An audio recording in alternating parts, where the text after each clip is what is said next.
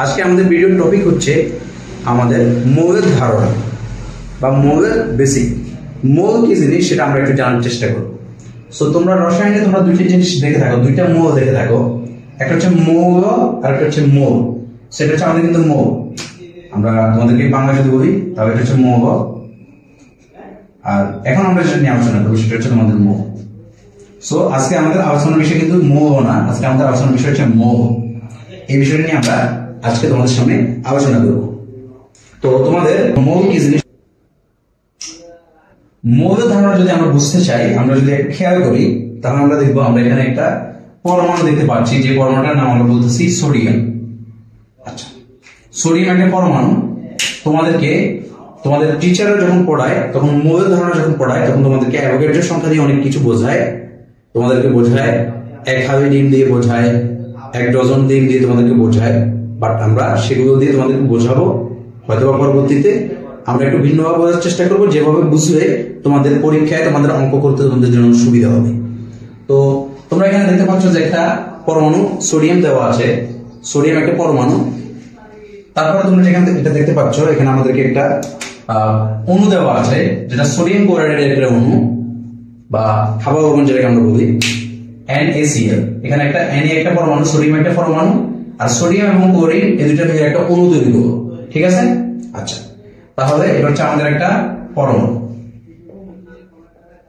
আর এটা হচ্ছে আমাদের একটা অণু। এবং এখানে তোমরা দেখতে পাচ্ছ সোডিয়াম যখন সে একটা ইলেকট্রন ত্যাগ করলো তখন সে একটা আয়নে পরিণত হলো, যেটা হচ্ছে আমাদের ক্যাটায়ন। আমরা এটাকে আয়ন বলি, ক্যাটায়ন আমরা না বলি এখন, আমরা এটা আমাদের যদি।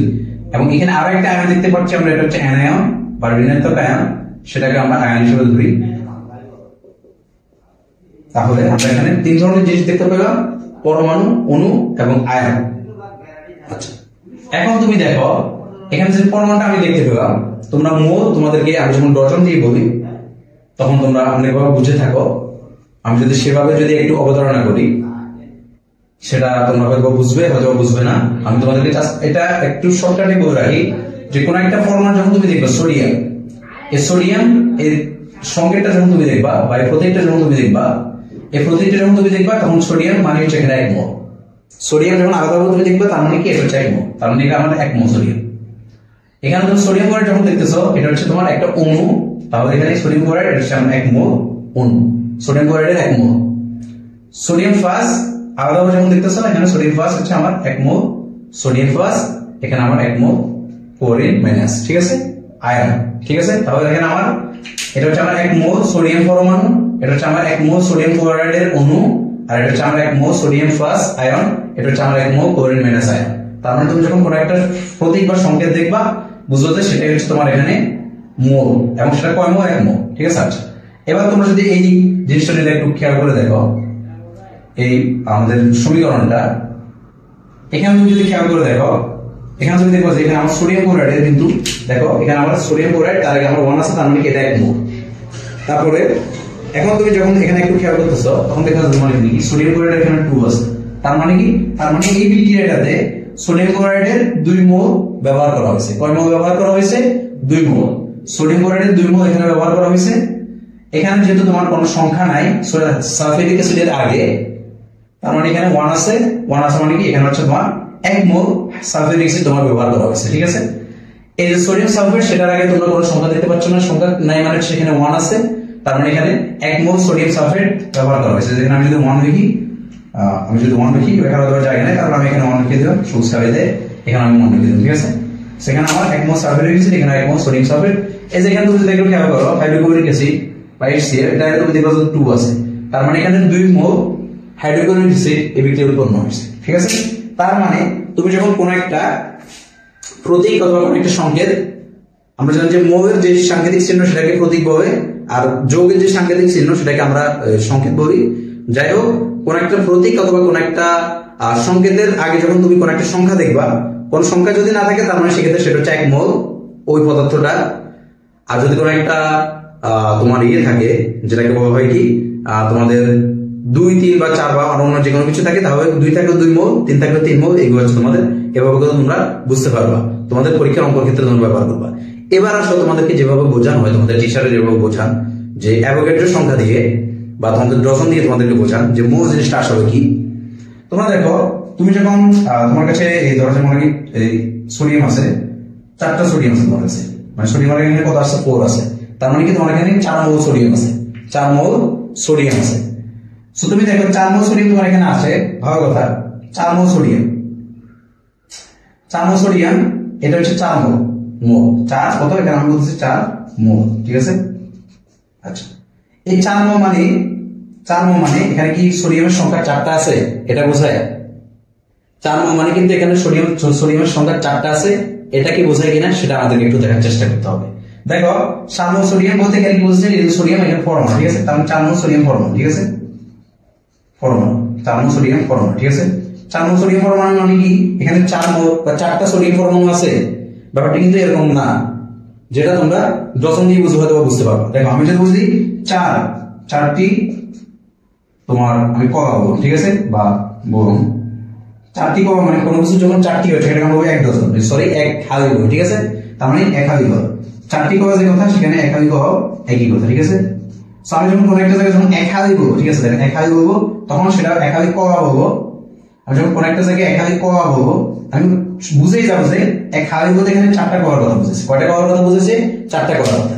তো ঠিক একই ভাবে আমি যখন বলবো যে তোমার এখানে ধরো তোমার আমি যখন 4 মোল পরমাণু বলবো, তখন এখানে কিন্তু 4 মোল পরমাণু মানে 4টা পরমাণু বোঝাবে না, বরং এখানে 4 মোল পরমাণু বলতে কয়টা পরমাণু বোঝাবে সেটা যে সংখ্যাটা দ্বারা নির্ধারণ করা হয় সেটাকে আমরা বলছি অ্যাভোগাড্রো সংখ্যা। সেটাকে আমরা কি বলি? অ্যাভোগাড্রো সংখ্যা। সো হোয়াট ইজ অ্যাভোগাড্রো সংখ্যা? অ্যাভোগাড্রো সংখ্যা হচ্ছে কোন একটা অণু, কোন একটা পরমাণু বা কোন একটা আয়নের বা কোন একটা যৌগের 1 মোলের ভিতর যতগুলো পরমাণু, যতগুলো অণু, যতগুলো আয়ন থাকে সেটাকে ওই পদার্থটার অ্যাভোগাড্রো সংখ্যা বলা হয়। এবং এই অ্যাভোগাড্রো সংখ্যাটার মান হচ্ছে তোমার 6.023 ইনটু 6.023 ইনটু 10 টু দি পাওয়ার 23। তার মানে দেখো আমরা যখন বললাম যে 1 হালি কলা, তার মানে সেখানে 4টা কলা বোঝাবো না। আর আমরা যখন বলবো যে 1 মোল সোডিয়াম, ঠিক আছে, তার মানে বোঝাবে কত? 6.023 ইনটু 10 টু দি পাওয়ার 23টি সোডিয়াম, ঠিক আছে। আশা করি তোমাদের জিনিসটা এবার বুঝতে পারছো। মানে আমরা 1 মোল বলতে বোঝায় 6.02 ইনটু 10 টু দি পাওয়ার 23টি অণু পরমাণু বা যেটাই ধরো, যেটার কথা তুমি বলতেছো, ঠিক আছে। সো এখানে আমার 1 মোল সোডিয়াম মানে হচ্ছে 6.023 ইনটু 10 টু দি পাওয়ার 23টি সোডিয়াম। তো এখন আমরা যদি বুঝি 4 মোল সোডিয়ামের ভিতর কতটা 4 মোল মানে আমার এখানে সোডিয়ামের পরমাণু আছে, ঠিক আছে। সো সেটা যদি আমরা একটু বের করার চেষ্টা করি, তুমি যদি একটু বের করতে দেখো 4 মোল সোডিয়ামের পরমাণুর ভিতর আমার কয়টা সোডিয়ামের পরমাণু আছে। 4 মোল সোডিয়াম পরমাণু মানে কিন্তু 4টা পরমাণু না, 4টা সোডিয়ামের পরমাণু না। 4 মোল সোডিয়াম পরমাণু মানে হচ্ছে 4 ইনটু 1 মোল যদি তোমার 6.023 ইনটু 10 টু দি পাওয়ার 23 থাকে, তাহলে 4 মোল থাকবে 4 into 6.023 into 10 to the power 23 T sodium.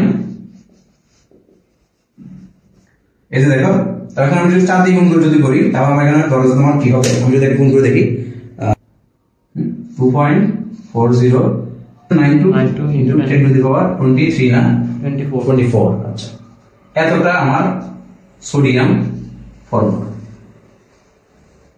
ঠিক আছে। তার মানে তুমি কি বুঝবা, 4 মানে 4 মোল সোডিয়াম পরমাণু। আমি যদি এখানে একটু মোল লিখে দিই, ঠিক আছে, আমি এটা একটু করি, 4 মোল সোডিয়াম পরমাণু মানে কিন্তু 4টা সোডিয়ামের পরমাণু না, কিন্তু মানে 4টা সোডিয়ামের পরমাণু না। 4 মোল সোডিয়ামের পরমাণু মানে হচ্ছে যে এতটা সোডিয়ামের পরমাণু। কথা বুঝছো? সেরকম আমরা 1 হালি বলতে যেমন 4টা তোমাদের ডিম বুঝাইছি বা 4টা তোমার কলা বুঝাইতেছি, ঠিক একইভাবে 1 মোল বলবে 6.023 ইনটু 10 টু দি পাওয়ার 23টি। যদি 1 মোল পরমাণু বলি 6.02 ইনটু 10 টু দি পাওয়ার 23টি পরমাণু। যদি এবার সেটা 2 মোল হয়, 2 দিয়ে গুণ করে দিবা 6.02 ইনটু 10 টু দি পাওয়ার 23 কে। 3 হয় 3 দিয়ে গুণ করবা। এবার যদি অণু হয় সেক্ষেত্রে এটা হবে 6.02 ইনটু 10 টু দি পাওয়ার 23টি অণু। যদি এটা তোমার আয়ন হয় সেক্ষেত্রে আয়ন হবে, ঠিক আছে। সো আমার জিনিসটা আসলে আমার ক্লিয়ার হয়েছে যে আমার এখানে কি হবে। আমি যেরকম 1 মোল যখন বলি বা আমি যখন 1 ডজন যখন বলি বা 1 হালি যখন বলি, 1 হালি যখন বলি আমি তখন 4টা বলি, ঠিক আছে। কোন জিনিসের 4টা সেটা কিন্তু আমি আর বলি না। এবার যদি বলছে 1 হালি কলা, তখন বুঝে যে কলা 4টা বুঝাইতেছে, ঠিক আছে। যখন যদি বলছে আমার 1 হালি তোমার ডিম, তখন ডিম 4টা বুঝাইতেছে। বাট যদি শুধুমাত্র 1 হালি বলি তখন কিন্তু আর কোন জিনিস সেটা বুঝায় না। তো সেভাবে একইভাবে যদি আমি 1 মোল বলি শুধুমাত্র 6.02 × 10⁻23 বোঝাবে, যেরকম 1 হালি ভাবে 4টা বোঝায়, 1 ডজন ভাবে 12টা বোঝায়, বাট কোন জিনিস সেটা বোঝায় না। এবার যদি জিনিসটা না উল্লেখ করি তখন ওই জিনিসটা বোঝায়, ঠিক আছে। একইভাবে যদি আমি বলি যে 1 মোল, তাহলে 6.02 × 10⁻23 কি জিনিস যদি বলি সোডিয়াম, ঠিক আছে, তাহলে সোডিয়ামের পরমাণু যদি বলি তাহলে 1 মোল মানে 6.02 × 10⁻23 সোডিয়ামের পরমাণু। যদি বলি সোডিয়ামের অণু, তাহলে 1 মোল মানে হচ্ছে 6.02 × 10⁻23 সোডিয়ামের অণু, ঠিক আছে। যদি বলি 1 মোল সোডিয়ামের আয়ন, তাহলে 6.02 × 10⁻23 সোডিয়ামের আয়ন, ঠিক আছে। তার মানে ডজন বলতে যেরকম যে কোনো জিনিসের 12টা বোঝায়, হালি বলতে যেরকম যে কোনো জিনিসের 4টা বোঝায়, আর তোমার এটা কি বলে যে এজেন্ট যেরকম বোঝায়, তাহলে মোল বলতে যে কোনো জিনিসের তোমার 6.023 × 10⁻23 বোঝাবে। এবার যদি অণু বলি তাহলে অণু বোঝাবে, পরমাণু বলতে পরমাণু বোঝাবে, আয়ন বলতে আয়ন বোঝাবে। আশা করি আমার ধারণাটা ক্লিয়ার হয়েছে, এবং আমরা এখানে মোলের যে বেসিক ধারণা সেটা আশা করি আমরা ক্লিয়ার করতে পেরেছি। আমরা প্রথমে কিন্তু তোমাদেরকে পরীক্ষায় তোমরা কিভাবে জিনিসটা বুঝবা যে কোন জিনিসটা কত মোল, বা তোমার বিক্রিয়া দেখে কিভাবে বুঝবে, সমীকরণ দেখে, সেটা কিন্তু বোঝাবো। তারপরে তোমাদের ট্রেডিশনাল টিচাররা তোমাদেরকে যখন মোলের ধারণাটা পড়ায় তারা যেভাবে বোঝায় সেভাবে আমরা বুঝালাম। আশা করি তোমাদের দুইটা জিনিস ক্লিয়ার হয়ে গেল। এরপর আশা করি আসলে তোমাদের মোল সম্পর্কে তোমাদের কোনো তোমার মিসকনসেপশন বা ভুল ধারণা তোমাদের থাকবে না। আশা করি তোমাদের এটা পুরোপুরি ক্লিয়ার হয়েছে। সবাইকে ধন্যবাদ।